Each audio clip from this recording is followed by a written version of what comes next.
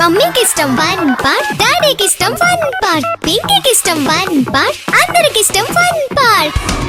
మీ holidays ని జాలీ days గా మార్చుకోండి ఫన్ పార్క్ తో. మైమర్పించే వాటర్ రైడ్స్, అబ్బురపరిచే థ్రిల్లింగ్ రైడ్స్ తో పాటు ఇంకా మరెన్నో. వినోదానికి ఉల్లాసానికి లేదు మరొకటి సాటి. తప్పక విచ్చేయండి fun park, the one and only destination fun park, Golagamudi, Nellore.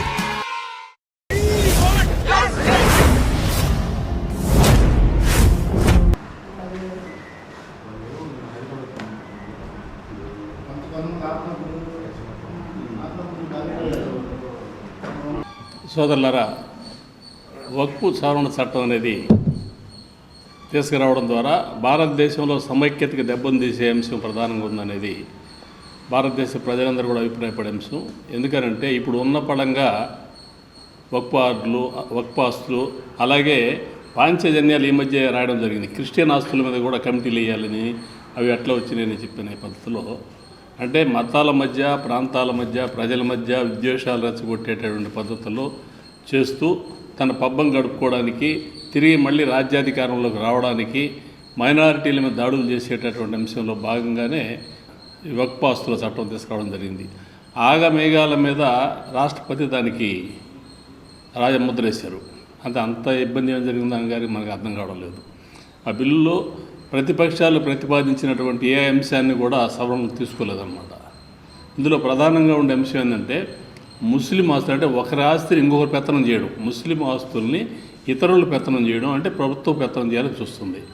ఏ మతం అయినా ఆ మతానికి సంబంధించిన పెద్దలు, దానికి సంబంధించిన సంస్థలు వగైరాలు దాన్ని మంచి చెడ్డలు చూడడం, ఏది ఉపయోగమో ఏది ఉపయోగం కాదో నిర్ణయించుకుని ఆ మేరకు దాన్ని నిర్ణయం జరిపి ఆ నిర్ణయం మేరకు ఆ ఆస్తుల్ని వాడుకోవడం కానీ లేకుండా వినియోగించుకోవడం కానీ రకరకాల పద్ధతులు వ్యవహరిస్తారనమాట.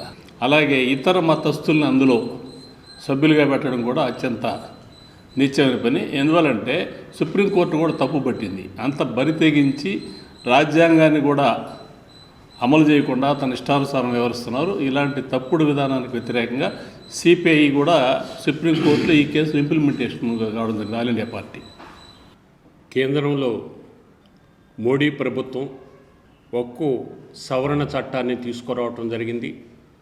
ప్రధానంగా పార్లమెంటులో 288 మంది పార్లమెంటు సభ్యులు వ్యతిరేకించారు.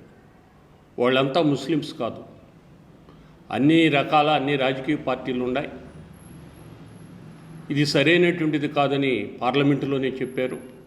అదే పద్ధతిలో దేశవ్యాప్తంగా ఈరోజు అనేక రాజకీయ పార్టీలు, మైనార్టీలు వ్యతిరేకంగా అనేక ర్యాలీలు జరుగుతున్నాయి.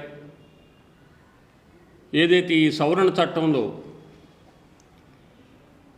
మైనార్టీలకు సంబంధించినటువంటి ఆస్తులకు సంబంధించినటువంటిది, ఇతరులు కూడా అంటే మైనార్టీలకు సంబంధించినటువంటి ఇతరులు హిందువులు కానీ ఇలాంటి వాళ్ళు ఆ కమిటీలో ఉండొచ్చు అనేటువంటిది దీంట్లో సవరణ తీసుకొచ్చారు.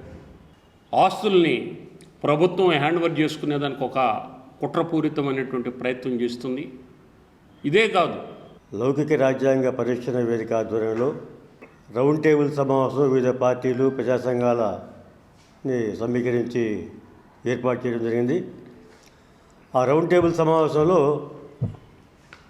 ప్రత్యేకించి కేంద్ర ప్రభుత్వం ఇటీవల చట్టవిరుద్ధంగా ప్రవేశపెట్టినటువంటి వక్ఫ్ చట్ట సవరణ బిల్లుకి సంబంధించి ప్రవేశపెట్టడం మాత్రమే కాకుండా దాన్ని ఆమోదింప చేయటమే కాకుండా ఏకంగా రాష్ట్రపతి ఆమోద ముద్ర కూడా ఆగమేఘాల మీద వేయించి అమలు చేసేందుకు పూనుకోవడం అది చేసింది కేంద్ర ప్రభుత్వం. దానికి వ్యతిరేకంగా దేశవ్యాప్తంగా కూడా నిరసనలు జరుగుతున్నాయి. ఆ నిరసనలో భాగంగా నిన్న జరిగేటువంటి ఈ రౌండ్ టేబుల్ సమావేశంలో 22వ తారీఖున డాక్టర్ జట్టి శేషారెడ్డి గారి విజ్ఞాన కేంద్రంలో పెద్ద ఎత్తున సదస్సు ఒకటి ఏర్పాటు చేయాలని నిర్ణయించడం జరిగింది.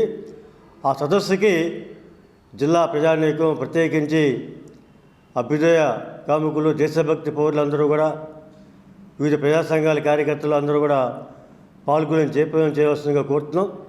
ఈరోజు కేంద్రంలో బీజేపీ అధికారంలోకి వచ్చిన తర్వాత ప్రత్యేకించి మత ఘర్షణలు రేపించడానికి తగ్గట్టుగా ఈ యొక్క చట్టాన్ని మార్పు చేసేదానికి పూనుకుని ఆ విధంగా అప్రజాస్వామ్యంగా వివరిస్తుంది.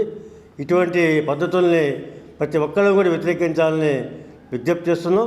22వ తేదీ జరిగేటువంటి ఆ సదస్సును జయప్రదం చేయవలసిందిగా మనవి చేస్తున్నాం.